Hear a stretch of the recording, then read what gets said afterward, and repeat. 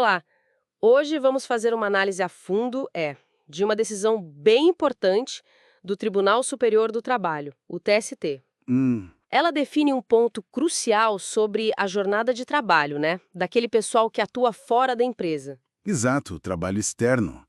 Sempre um tema delicado. A nossa fonte aqui é o acórdão, mesmo a decisão formal de um recurso específico que o TST julgou. Certo. E a grande questão, assim, que pairava era de quem é a responsabilidade, né? O ônus de provar que, olha, é impossível controlar as horas desse empregado externo. Assim, essa pergunta gerava muita, mas muita interpretação diferente nos tribunais. Exatamente. Então, o nosso objetivo aqui é entender a posição final do TST e por que ela é tão relevante, né? Para as relações de trabalho hoje. Vamos desempacotar isso. Vamos lá. Para a gente começar, acho bom lembrar a regra geral da CLT, né? A consolidação das leis do trabalho. Sim, A maioria dos empregados tem direito ao controle de jornada, pagamento de hora extra, tudo certinho.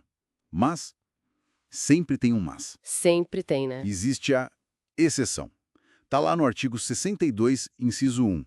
É para empregados em atividade externa que seja, e aqui está o ponto, incompatível com a fixação de horário. Incompatível. Essa palavra é chave, então. Chave, porque esses não teriam direito às horas extras. Só que o problema sempre foi definir o que, na prática, significa essa tal incompatibilidade.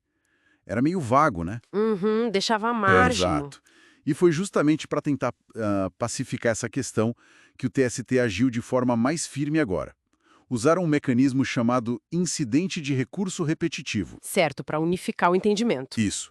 E o resultado foi uma tese vinculante, ou seja, uma interpretação que agora é obrigatória. Todos os juízes e tribunais trabalhistas do país têm que seguir. E o que diz essa tese, então? Ela estabelece textualmente: é do empregador o ônus de comprovar impossibilidade de controle da jornada de trabalho externo, por se tratar de fato impeditivo do direito do trabalhador. Ah, então ficou bem claro. A responsabilidade, o ônus da prova é da empresa. Exatamente. Se o empregador diz, não tenho como controlar o horário desse funcionário externo, por isso não pago hora extra, bom, é ele quem precisa provar que esse controle é realmente impossível. Isso mesmo. Não basta só alegar. Muda bastante a dinâmica, né? Antes parecia que era mais fácil só dizer que era difícil controlar. Muda sim. E a lógica jurídica por trás disso, ela está na distribuição do dever de provar, que a gente chama de ônus da prova no direito processual. Certo. A impossibilidade de controle, ela é vista como um fato impeditivo. Impeditivo, como assim? Quer dizer, é um argumento que impede o trabalhador de receber algo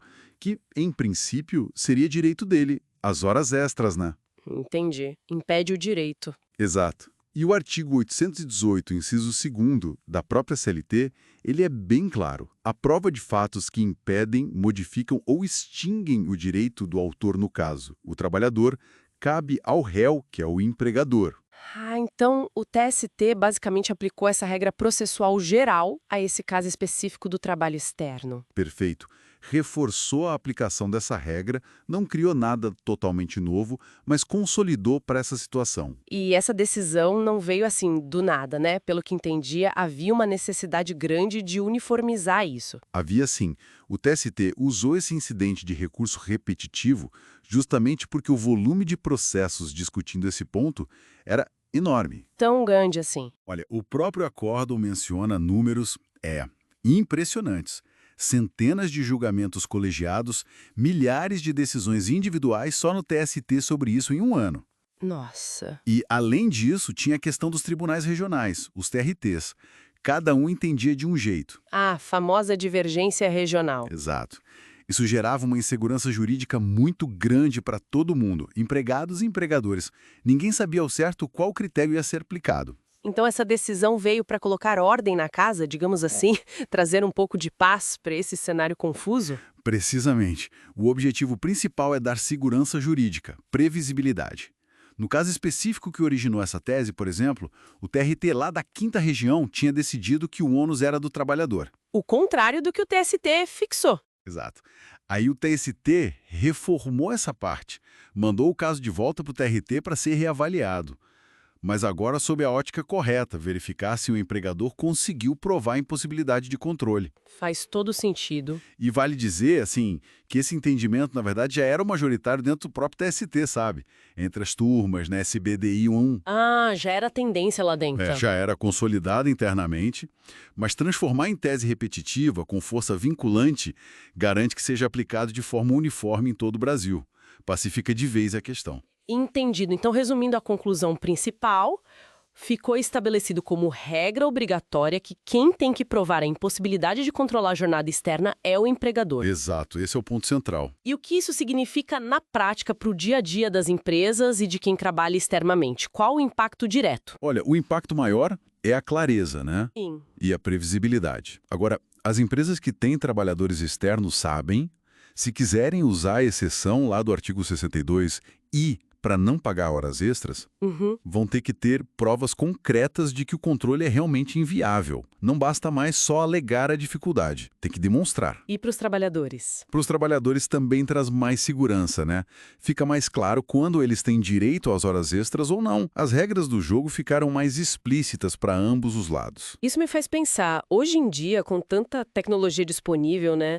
A gente tem smartphones com GPS, sistemas que o funcionário usa para dar login online, roteiros digitais, comunicação constante por aplicativos. Sim, a tecnologia avançou muito nesse controle. Pois é, aí fica a pergunta.